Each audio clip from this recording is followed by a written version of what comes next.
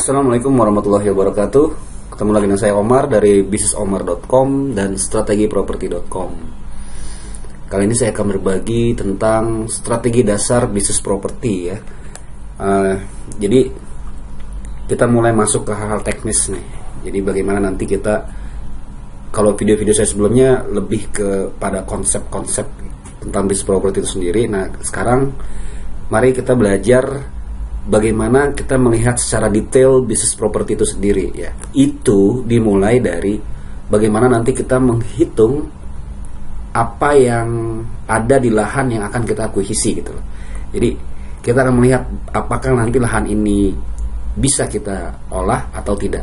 Nah itu dimulai dengan harga lahan ya.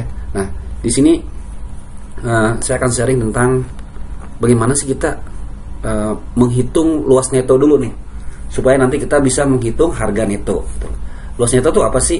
Luas neto itu begini, ketika kita mengakuisisi lahan ya, atau ketika kita mendapatkan penawaran dari pemilik lahan, biasanya kan mereka memberikan sertifikat ya, sertifikat, dan di situ terdapat luasan dari lahan yang akan dijual oleh pemilik lahan atau dikerjasamakan oleh pemilik lahan.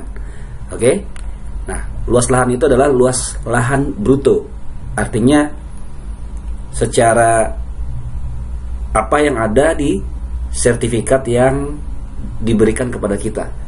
Nah, itu nilainya 100% ya. Tapi perlu diingat begini. Ketika kita membangun satu kawasan perumahan, maka yang terjadi adalah tidak semua lahan atau tanah ya itu bisa kita bangun ya. Artinya nanti ada komposisi yang digunakan untuk jalan, ruang terbuka hijau ya. Sini bisa kita lihat ya, ada jalan, ruang terbuka hijau, lalu ada fasos dan fasum. Nah ini artinya sebenarnya ketika nanti kita akan membangun perumahan di atasnya, maka sebenarnya lahan yang bisa kita pakai itu hanya seluas 60%. Nah, kenapa keluar angka 60% ini? Ya ini biasanya standar ya dari aturan dari pemerintah sekitar, pemerintah setempat gitu ya, yang memberikan satu komposisi lahan yang bisa dibangun gitu loh. Karena ini terkait juga dengan berapa persen ruang yang dibutuhkan untuk membangun jalan, saluran gitu ya, kemudian ada ruang terbuka hijau, ada fasos dan fasum gitu loh. Nah ini ada angka-angka standar yang biasanya keluarnya angka seperti ini gitu ya, yaitu jalan itu 20% ya dikali luas bruto, lalu ruang terbuka hijau sekitar 10% dikali luas bruto, lalu fasos dan fasum 10% dikali luas bruto. Nah nanti luas neto atau luas bersih yang bisa kita bangun rumah atau properti di atasnya adalah luas bruto dikurangin dengan komposisi jalan, ruang terbuka dan fasum tadi gitu. Nah dalam hal ini luas netonya adalah 100% dikurangin 20%, dikurangin 10%, dikurangin 10%, maka luas netonya adalah 60%. Nah ini penting sekali kita ketahui agar kita bisa menghitung. Nah ini menghitung harga. Sebentar, kita hitung dulu luas netonya dulu ya.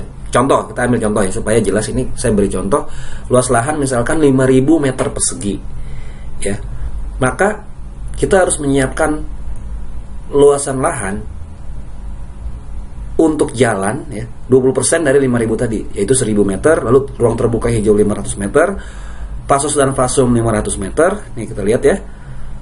Maka luas neto yang dapat adalah 5.000 meter dikurangin 1.000 dikurangin 500 dikurangin 500, maka dia dapat luas neto adalah 3.000 meter persegi.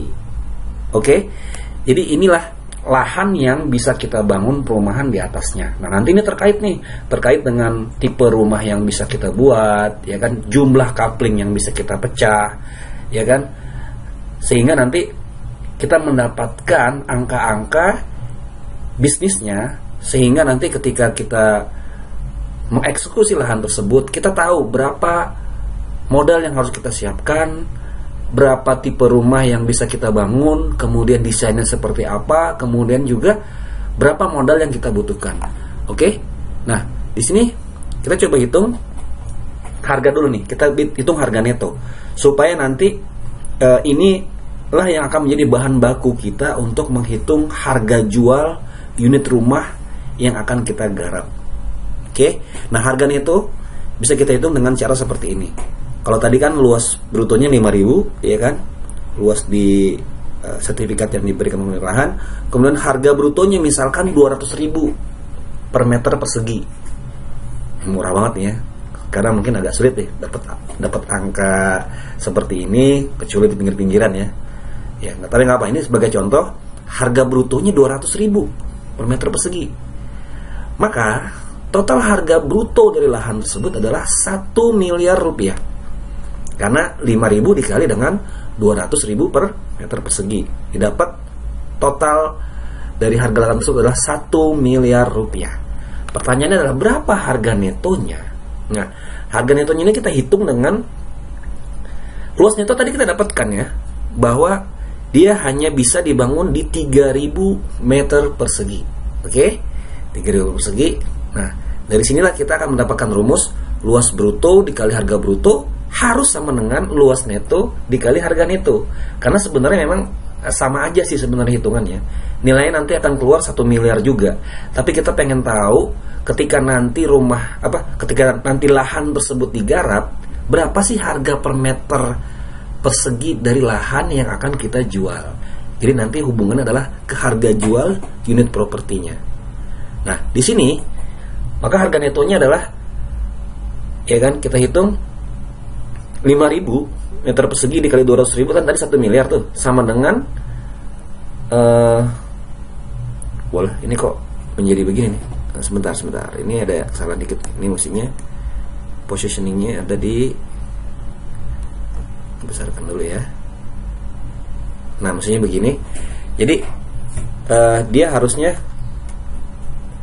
seperti ini angkanya. Jadi perbandingan antara luas bruto dengan luas neto dikali dengan 200.000, maka harga per meter persegi dari lahan yang akan kita garap adalah 333.333 per meter persegi. Nah, ini adalah dasar yang teramat dasar sehingga nanti kita bisa melakukan perhitungan secara menyeluruh, ya kan? Apakah lahan ini nanti layak kita akuisisi, lalu kita bangun perumahan di atasnya, lalu kita jual, ya kan, sehingga bisnis itu bisa berjalan. Angka ini sangat penting, semoga bermanfaat. Nanti kita akan lanjut tentang bagaimana kita menghitung quick count. Oke, terima kasih sudah menyimak, semoga bermanfaat. Wassalamualaikum warahmatullahi wabarakatuh. Jangan lupa klik bisisomar.com. Oke, ketemu lagi.